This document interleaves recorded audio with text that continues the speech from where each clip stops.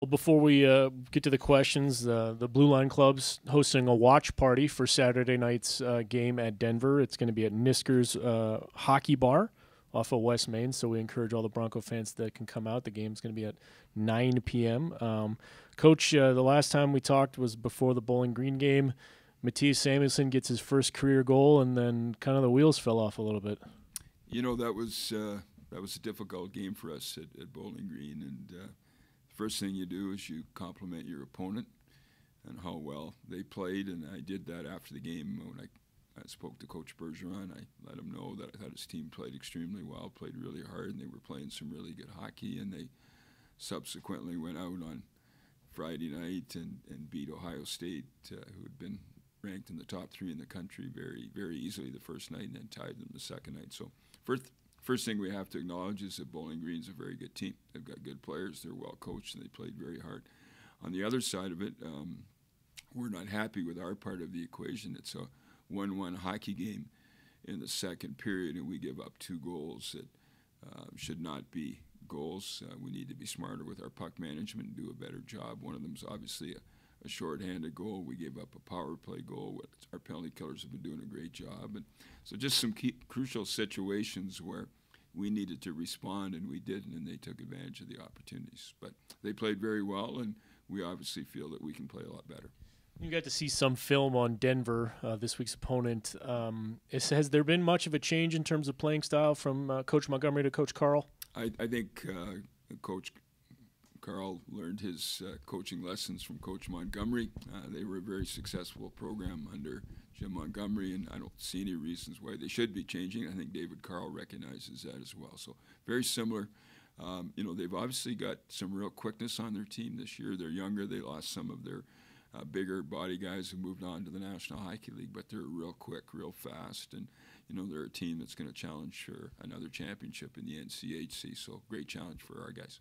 You're 3-3. This is kind of a lot of coaches will call it the unofficial start of the second season. You get into conference. How do you evaluate the way your team has played so far? I think we're 3-3, and Monty Porter taught me a long time ago that you are what your record says you are, and we're 3-3 right now. So that means that we've played some solid games, but have not been good enough on a consistent enough basis to get the kind of record we want, which would be 6-0. We've played tough teams in our preseason here. There's some teams that they put their non-conference schedule together, and they basically set up games against teams that they know they can beat. We know our opponents are all going to be tough in non-conference play, and played a tough Michigan team, a real tough Bowling Green team, and we always have great battles with Ferris. But obviously room for improvement in a number of areas, from goaltending to defensive zone play to our ability to finish when we get offensive opportunities as well. But we're disappointed being 3-3 because you expect to win every game you play. You've talked a lot in the past about the exceptional level of play in the NCHC. I think the last three national champions are from this conference. You're into the thick of it now. You start it, you get Omaha after that, North Dakota after that. Obviously not looking at those. You're starting with Denver. But as far as conference games go, how much extra intensity is there? How much extra physicality is there when you're playing a team that you see every year in a conference setting? Well, that's always an interesting question. It's a question I used to get asked in the National Hockey League, is the comparison between the regular season and the playoffs. And the question that you've asked is a comparison between our non-conference play and our conference play. Every game counts in college hockey. It is like a playoff game, whether it's non-conference or conference, and you have to play at your best level. We know every opponent that we have on a nightly basis in the NCHC is the best in college hockey, so you have to come ready to go. But I wouldn't want to think that there is a difference in our preparation or the type of game that we would play versus a non-conference or a conference opponent. We're playing nothing but good teams this year, in conference and out of conference, and we see this as an extension of coming off playing a very good Bowling Green team. Now we've got a really good Denver team on our schedule. So far, it's been pretty nice. It was when I first got here in the summer. It was different. Just the summer skates with our guys. You could see the skill and the speeds a lot faster and better. So I think coming in those extra couple weeks in the summer to get adjusted to the campus and school, it was it was really good for all the freshmen. You guys are 3-3 so far. How do you evaluate the way you've played as a group? I mean, we played some games that are better than others. A couple of things we got to clean up, like staying out of the box and just supporting each other better, and in the O-zone, just getting to the hard areas and get some gritty goals instead of trying to make the pretty play the entire time. But I mean, every day in practice we're growing as a team and trying to get better every day. So I mean, 3-3 is not what we want at this point, but we're working on it and getting better every day. You think about what starts now. Obviously, the NCHC is something that I'm sure has been talked about in that locker room. What do you expect from a physicality standpoint and intensity standpoint within the conference that maybe is not there when you're outside the conference?